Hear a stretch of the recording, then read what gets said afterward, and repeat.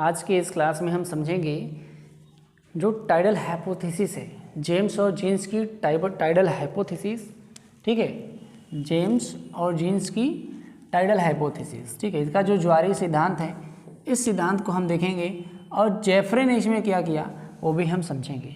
देखिए, सबसे पहले 1919 में यह सिद्धांत जो है जेम्स और जीन्स ने दिया था। ठीक है, 1919 में यह सिद्धांत जेम्स और जीन्स ने दिया था और 1928 में इस सिद्धांत में कुछ संशोधन किया जेफरे ने। जेम्स और जीन्स का सिद्धांत है और इस सिद्धांत में जेफरे ने 1928 में कुछ संशोधन किया। ठीक है, इस संशोधन में या हम कहें कि इन तीनों के ही संयुक्त रूप से जो टाइडल हाइपोथेसिस है, जो ज्वारीय सिद्धांत है, इस ज्वारीय सिद्धांत को क्या बताया गया कि देखिए, सबसे पहले जो सूर्य है वो बिल्कुल गैसों से भरा पड़ा था। ठीक है, जो सूर्य था उसमें जो है कि बहुत तमाम प्रकार की गैसें मौजूद थीं। ठीक है, और उसका जो है तापमान बहुत ज़्यादा था। ठीक है, अब हुआ क्या कि एक भारी और बहुत बड़ा विशालकाय पिंड उसके बगल से गुजरा। इसके बगल से कौन गुजरा? एक भारी और विशालकाय पिंड गुजरा।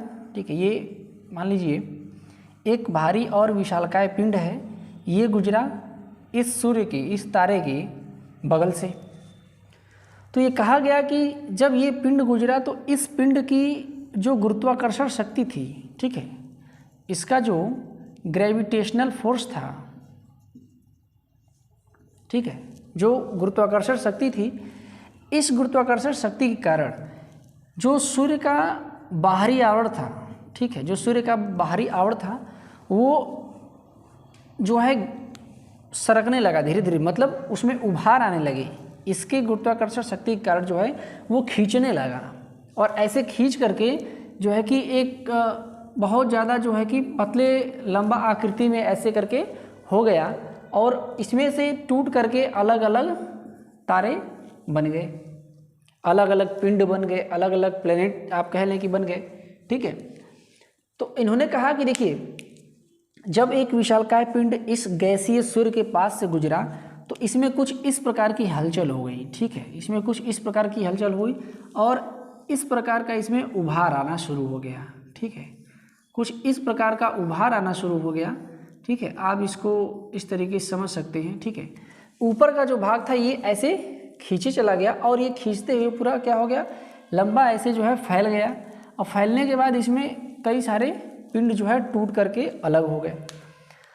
अब जो केंद्रीय भाग था इसका वो तो वही रहा, जो बाकी सब भाग थे वो अलग अलग पिंडों के रूप में इसके चारों तरफ जो है कि चक्कर लगाने लगे या फिर वहीं मौजूद रहे। आगे इन लोगों ने बताया कि देखिए, ऐसा इसलिए है कि ये जो सूर्य है, सूर्य के करीब में हम देखते हैं क्या, छोटे छोटे ग्रहों को, और उसके बाद में हम देखते हैं कुछ बड़े ग्रह और उसके बाद फिर हम छोटे ग्रह देखते हैं। तो कुछ इस तरीके से हमारा सौरमंडल बना हुआ है। ठीक है, जो कि इस तरीके से ये सभी ग्रह क्या कर रहे हैं, सूर्य का चक्कर लगा रहे हैं। ठीक है, तो ये जो कल्पना थी जेम्स, जीन्स और जेफरे की, ये कुछ हद तक सही लगती है। ठीक है, क्योंकि इनका मानना था कि देखिए, जब बड़े विशालकाय तारे की वजह से ये जो दूसरा गैसीय वाला तारा था इसमें उभार आया और ये लंबा ऐसे खींच गया तो इसका जो केंद्रीय भाग था उसमें टूट फूट हुई और इसके बगल में छोटे छोटे बहुत सारे क्या हुए, प्लेनेट बन गए, जैसे कि बृहस्पति है, आपका शनि है, ये सब बड़े बड़े ग्रह हैं। तो ये बीच वाले जो है बड़े रह गए और उसके दोनों किनारों की तरफ जो है छोटे छोटे ग्रह बच गए।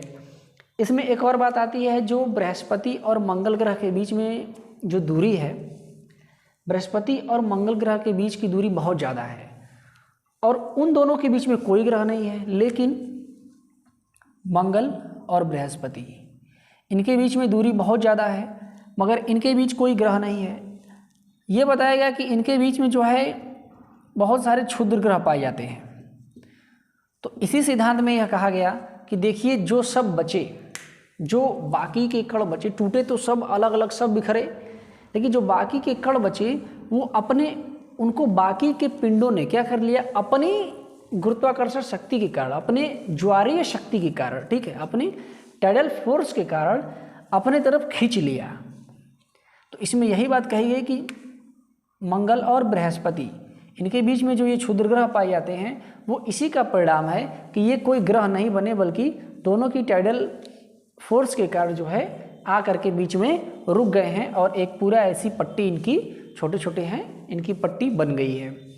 तो बहुत कुछ ज़्यादा नहीं इसमें कहा गया। हालांकि जेम्स जीन्स और जेफरी के सिद्धांत की भी आलोचना की जाती है, ठीक है।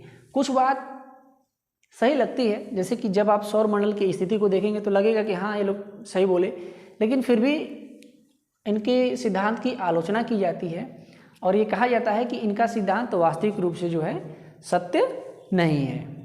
तो जेम्स और जीन्स और जेफरी का ज्वारीय सिद्धांत तो यही था, इसमें बहुत ज़्यादा कुछ नहीं कहा गया, ठीक है। इस वीडियो में हमने यही देखा कि जेम्स जीन्स और जेफरी ने किस प्रकार से अपने सिद्धांत दिए। आगे की वीडियोस में ऐसे ही जितने भी टर्म्स हैं फिजिकल ज्योग्राफी के 1 बाय 1 हम लोग देखते चलेंगे।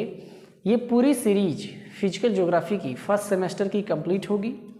हर एक टॉपिक, हर एक चैप्टर आपको मिलेगा।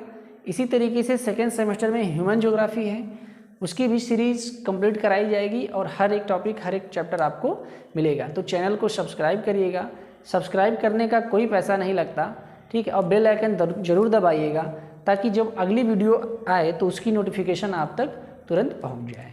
धन्यवाद।